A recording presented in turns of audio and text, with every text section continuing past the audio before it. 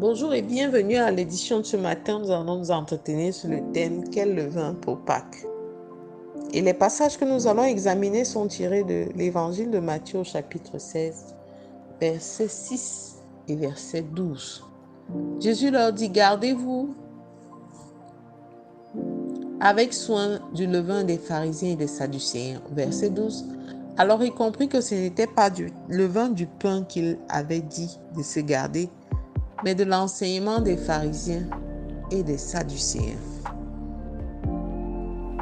Le Seigneur veut que nous entrions dans la Pâque et nous puissions commémorer la Pâque de cette année 2024 avec une autre énergie, avec une autre foi, avec une nouvelle dimension de lui.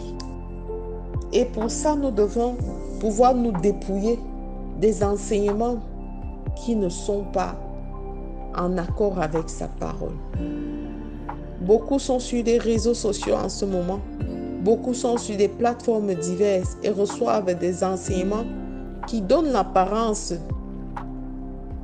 des apparences, qui ont des allures spirituelles, mais qui sont des doctrines viles et même qui attirent à la perdition.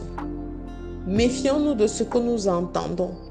Méfions-nous de ce que les réseaux sociaux, les fake news nous distillent.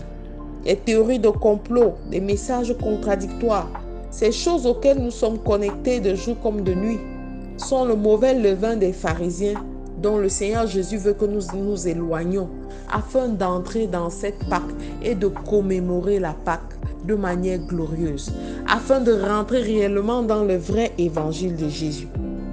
Bien-aimé, quel genre d'enseignement tu as reçu depuis plusieurs années? Quelle doctrine tu as reçu et quel est l'état des lieux que tu fais? Ces enseignements t'ont-ils rapproché davantage de Dieu ou t'ont-ils éloigné de Dieu? Quels résultats as-tu obtenu? Aujourd'hui, il est temps de te dépouiller de ce mauvais levain et de t'accrocher à Dieu parce que le Seigneur sait de quoi tu as besoin.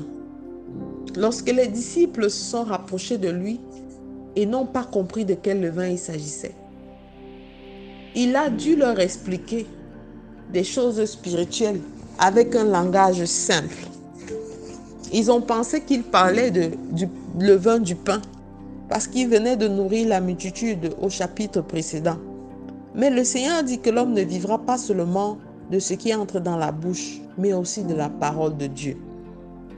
Alors nous devons être affranchis des mauvais enseignements qui nous éloignent de la vérité et de l'authenticité de l'évangile. Nous devons, pour entrer dans la Pâque, nous éloigner et nous dépouiller de la méchanceté, des désirs de vengeance, de jalousie, d'aigreur. Nous devons, pour nous dépouiller de ce levain, faire corps avec la parole de Dieu, faire corps avec le Saint-Esprit, afin que par le contact et la communion permanente, nous puissions être jour après jour dépouillés du levain des Sadducéens, de ces enseignements que le monde veut nous imposer au travers de tout ce que nous faisons, de ces enseignements que les réseaux sociaux, que les informations veulent nous distiller afin de nous éloigner de la vérité de l'évangile. Aujourd'hui est un jour nouveau. Cette semaine est une semaine qui nous permet d'entrer dans la préparation de la Pâque. Alors, bien-aimé, choisis le levain avec lequel tu veux préparer ta Pâque. Choisis le levain qui doit te guider. Et Jésus-Christ est cette direction, cette boussole. Jésus-Christ, lui qui s'est donné en sacrifice, afin que par son sang nous soyons régénérés, est ce levain dont nous avons besoin. Il sera difficile de te perdre chaque fois que tu accepteras de rester dans l'authenticité de la parole de Dieu. Mais il te sera facile de t'égarer chaque fois que tu suivras ou tu seras séduit par des doctrines autres que celles de Dieu.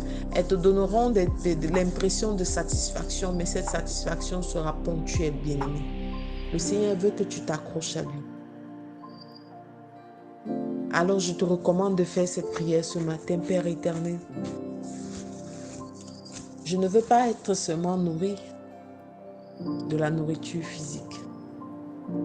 Je veux de ce levain, Seigneur, de ton enseignement, Je vais être abreuvé à ta parole afin de goûter, Père éternel, à la destinée glorieuse à laquelle tu m'appelles.